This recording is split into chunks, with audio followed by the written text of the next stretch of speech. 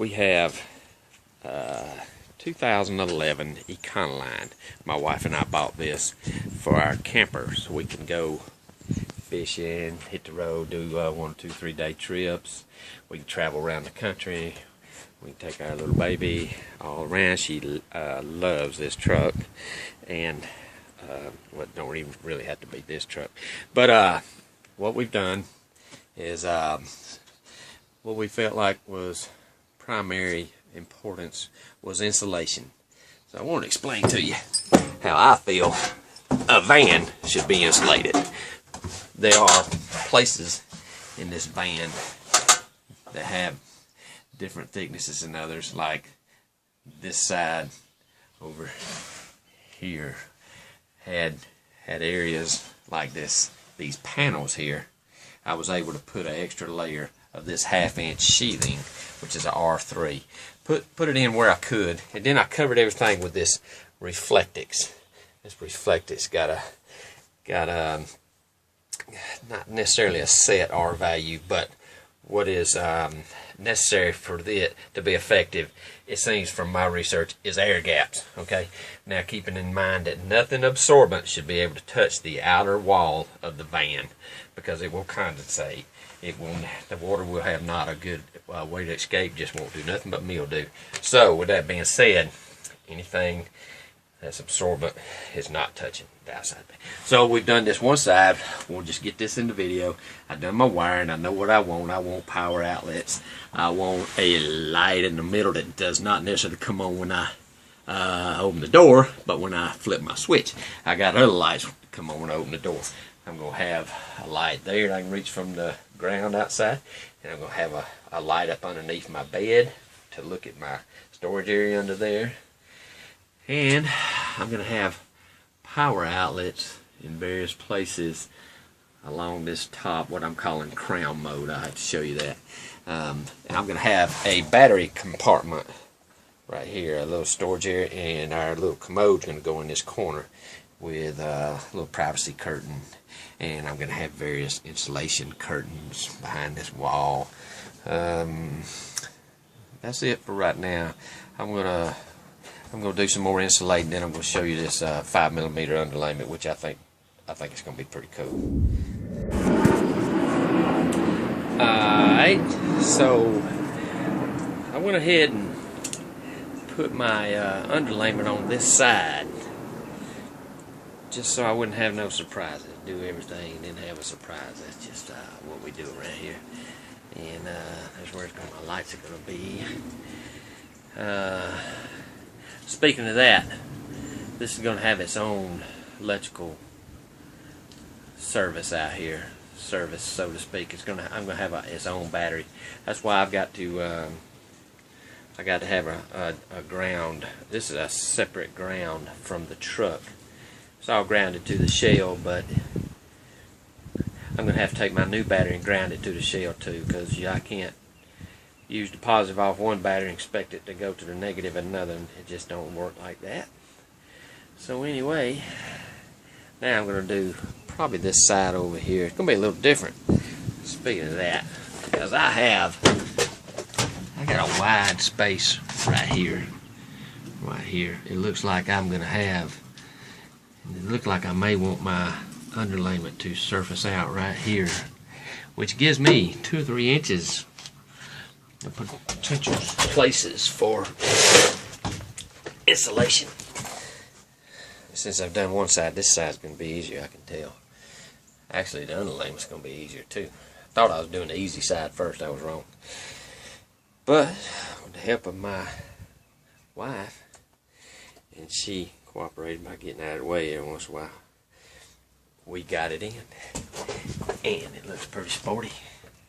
Got to trim them nails. We'll put a strip of trim around there. That's one reason you want to make sure they're equally spaced. It'd look pretty stupid if the trim was not equally spaced down through there. Alright, see you in a little bit. So this is what I'm talking about, that panel. I just put a piece there, just a little, just cause I could. Just cause I could. You gotta do it while you can. And that is kind of recessed in or protruding out, however you want to put it, but there's a little extra space there. Then I'll cover that whole wall here with Reflectix. Here's a nice little setup I did right here, just to allow for that protrusion over there at the sliding door, because that's where I want my underlayment to finish off. But I had to build it out like that right there. Had to come out about 2 inches, so I used a 2x4 and a 1/2 inch piece of that sheathing to space it out. And we'll get these 1x4s the same as the other side over here. 12 inches center to center on them. And I'm going to find somewhere else to put that jack. Alright.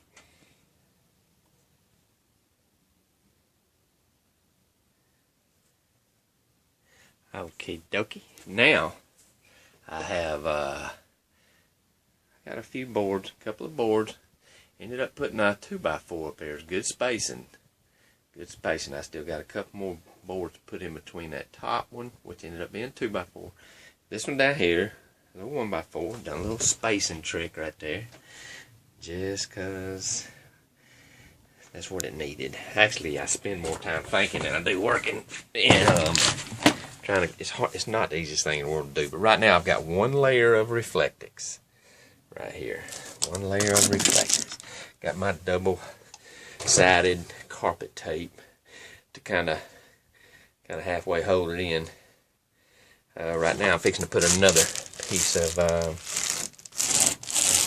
1/2 inch sheathing right there, just because I can, and it'll fit. It's a big old area. Insulate as much area as I can, as best I can. Okay. Alright, see you in a little bit.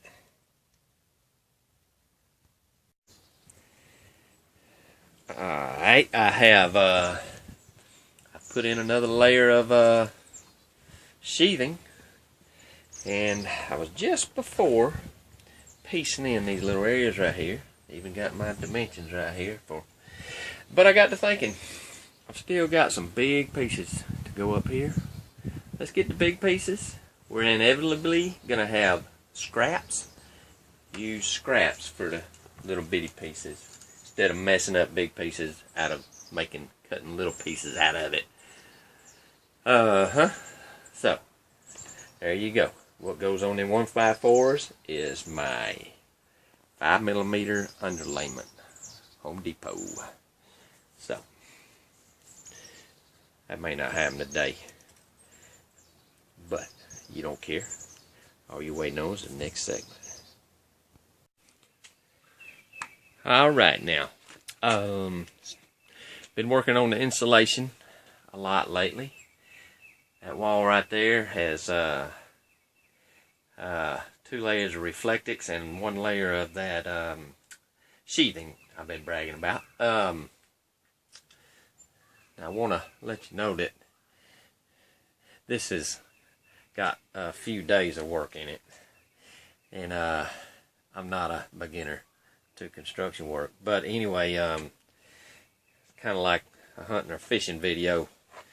A little 30-minute show make you think somebody been on a deer stand for about an hour. In reality, they've been there for about 5 days and finally saw something. Well, this is not something that goes real fast. Like these doors right here. You really, you can run your arm in there. And it's better if you got somebody with long, skinny arms, like my wife fits that description. You got to be careful. You might insult a man asking them to do that. But you can use little sticks, poke it in there, stuff like that. But what's really difficult is this door right here. It's going to happen, but you got to just cut it in pieces. I'm still working on this. I've got that top piece running across to here.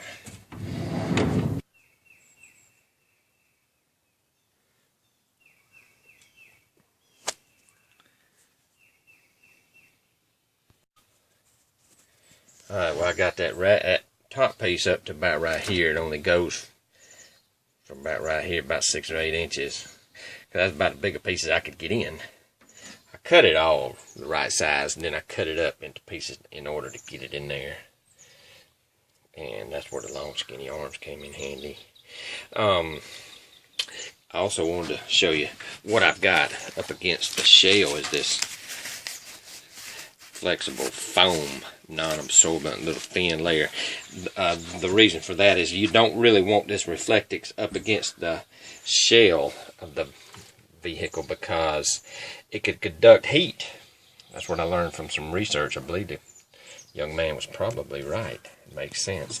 So put that foam where you may think that it could get hot, and especially in the ceiling where the sun's beating down on it. So anyway, I'm gonna commence insulating all the doors. I'm using spray foam insulation. No, excuse me, spray adhesive where necessary, and double stick tape where I need to. But anyway, see you next time. Bye, Tiny. Alright, again, here we are. There's Tiny. She hadn't moved in about 3 weeks. But, it's a little bit dark today. I got my paneling on. I got everything all insulated. I feel like I've done the hard part. I built a few shelves over there. I got an area over there for a toilet. Then I got some shelves. We plan on having a TV, maybe a little oscillating fan. I don't think I'm going to put a little air conditioner in here. Kind of expensive, and I think when it's that hot, we're just not going to go. But anyway, what I'm working on today is I'm going to put some crown molding up in these corners, what I call crown molding. It's just 1x8. Had to exceed 45 degrees on the cut, which what I did was I took my saw and I got a little ramp right here that I put my wood on.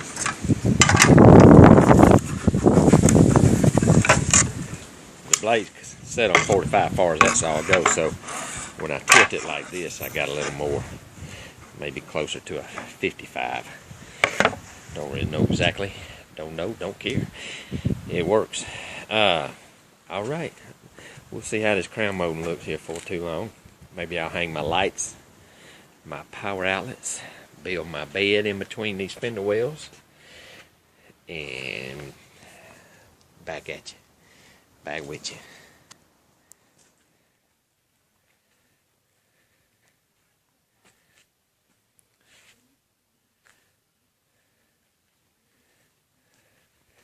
Alright, so I have a pretty big dent in my trim work. I'm pretty happy with it. Got me a little power outlet right there. I'm going to have several power outlets because I foresee needing televisions, fans. Oh, you never know what you may need. Phone charger. Might want to plug in a laptop. Oops, I forgot a little spot right there. I'm going to put a little piece of trim right there. I got all my saws set up. Ain't no big deal. Around here.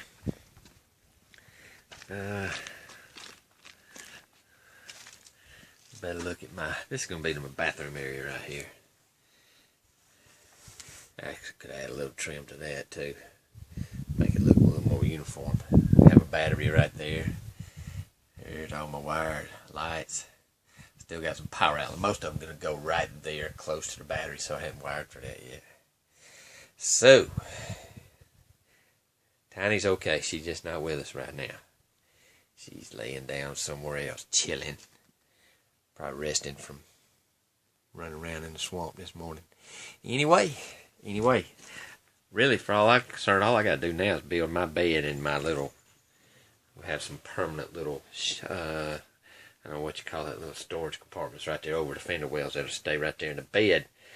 Will actually fit in between there to join it. Anyway, you'll probably see it on the next segment. Totally. Okay. Been working a few minutes, and I've got this project. I think I got control of it at this point. be honest with you, I know it don't look like I've been working hard, but this is somewhere between 15 and 20 days involved in this. And I gotta say, I mean, maybe not 8 hours a day, but you know, taking care of things at home and working on this when I can, and my wife's little business, Watts Lake Studio on Etsy. It's been a lot of work, to say the least. But I've got all the wiring done. I got my bed pretty much built. Worked on that today. This is a little telescoping bed. It'll go in like that when not in use, and the top is gonna have it'll hinge over this way and just comes out. This is a full-size bed. Really don't. I got 70 inches across there. That's enough for me and my wife. I know most people on videos brag about how tall they are. We don't brag about how tall we are because we're not very tall. We can fit in 70 inches. Don't give us much, but and I'm gonna show you my wiring. I know y'all think Tiny's probably about to starve to death by now, but I just got an 8 circuit fuse block, only using 5. Actually, I put 5 lights on 1 fuse. It's no problem. This is gonna be my bathroom. Curtain's gonna come around. Curtain's gonna come around here, over to here, and then we're gonna have another curtain coming to block this side door for insulation at night. But anyway, maybe next segment I'll have everything a little more complete. That bed should be complete. I plan on completing that in the morning. So, got the little latch on this door. So that's pretty cool. Pretty cool. It's a tight fit. That's the way I like it, all by design. Alright, thanks a lot. Got a little 12-volt deep cycle battery in there. Deep cycle is important for this occasion. Alright then. Alright. This is not the next day, it's not the next week, but I finally finished. I can call it finished. I might always be playing around with this thing, but as you can see, this thing is about ready. My wife and I actually took a little trip this past weekend and spent one night, and I think the truck performed wonderfully. It did what it was supposed to do. Finally got my TV in. This is the 3rd TV. Got 2 of them supersonic 12-volt TVs that had to send them back because neither one of them worked. Bought one from Sears, and they've been a pain in the butt taking it back. Just thought y'all be interested to know that. I got this TV from a company called Road Truckers Incorporated. This is a Skyworth. I knew this was going to be a good TV, and I knew it was a good company to work for. You can tell by their website, Road Truckers Incorporated. But anyway, this is going to be my last video. Got curtains right here, curtains that protect the back windows, and curtains up there to protect the side door. My wife even got one of those magnetic mosquito nets that hang down, that you just walk through the magnets that close the back. Pretty cool. And so, Tiny wants to say bye-bye. Hope you enjoyed this instructional video, how to fix up a econoline to a camper van conversion. Adios.